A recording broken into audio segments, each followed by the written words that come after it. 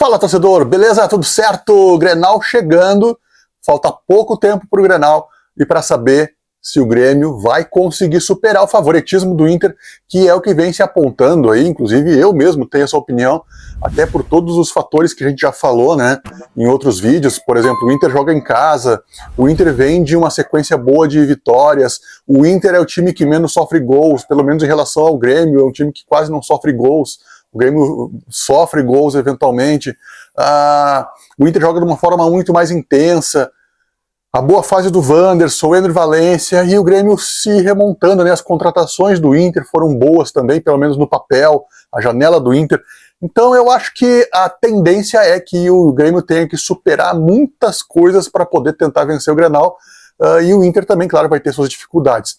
Mas eu quero apontar aqui 3 coisas que podem ser o caminho das pedras para o Grêmio tentar explorar, para que aí sim, se conseguir explorar isso, se tiver um dia em que as coisas comecem a dar certo, aí sim talvez o Grêmio consiga arrancar uma vitória lá no Beira-Rio, que é um fator também decisivo. Então, eu falei que eram 3, o primeiro é o René. René não é um mau lateral, mas é um lateral com a sua regularidade, se bem que nos últimos jogos, nos jogos decisivos, o ano passado, contra River, contra também... Contra ele teve problemas, né? A gente viu isso, né? Apesar do Inter ter conseguido aí passar de fase. Os gols que o Inter levou também foram muitos deles construídos pelo River em cima de falhas do René. É verdade que o René também ajudou. Eu lembro que ele participou da construção de alguns gols, mas o René é um jogador que, no momento decisivo, pelo menos no ano passado, o histórico dele é de que ele tenha falhado, né? Contra o Fluminense também, ficou bem claro que ele também foi um dos jogadores mais decisivos do ponto de vista negativo. Eu sei que o Valencia errou gols que não poderia ter errado, mas o René sim foi um jogador que acabou contribuindo bastante individualmente para aquilo.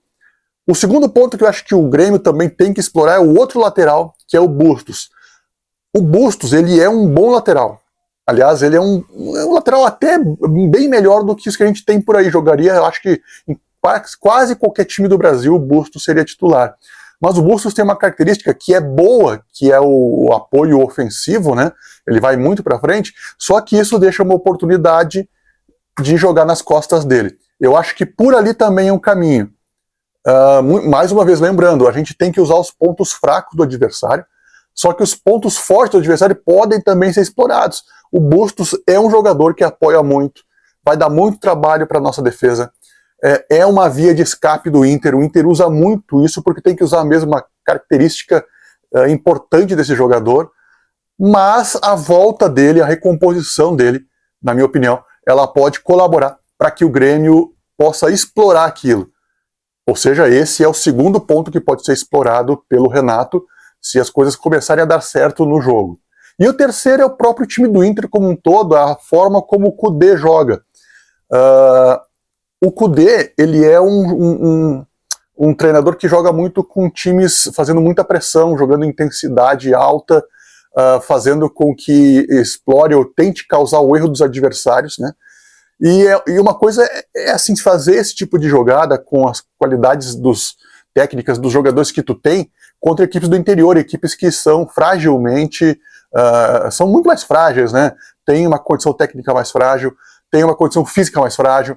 Agora, jogar contra um time de capacidade, ou pelo menos de tamanho igual como é o Grêmio, talvez isso seja um pouco mais difícil. A gente já viu em clássicos acontecer de tudo, mas num ambiente normal de jogo, o Grêmio não vai se abater tanto ou não vai sofrer tanto com a pressão do Inter, porque um time grande tem que estar acostumado com isso.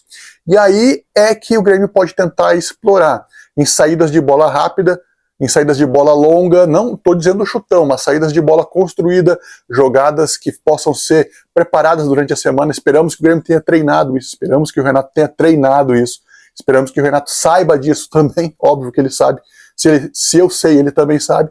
Esperamos então que os jogadores que participam disso, como por exemplo, o Cristaldo, o PP que deve jogar, porque o Renato provavelmente vai botar o PP, ou enfim, quem quer que seja, que são os jogadores do Grêmio que fariam isso, que são responsáveis por isso, esperamos que eles consigam fazer isso, jogar de forma longa, não é chutão, é jogar de forma longa, com bola longa, tentando explorar esse vazio que, obviamente, a tendência é que fique. Quando um time explora a saída do outro, pressiona, acaba adiantando as linhas e talvez, né, acabe sobrando lá na intermediária espaço para jogar no contra-ataque.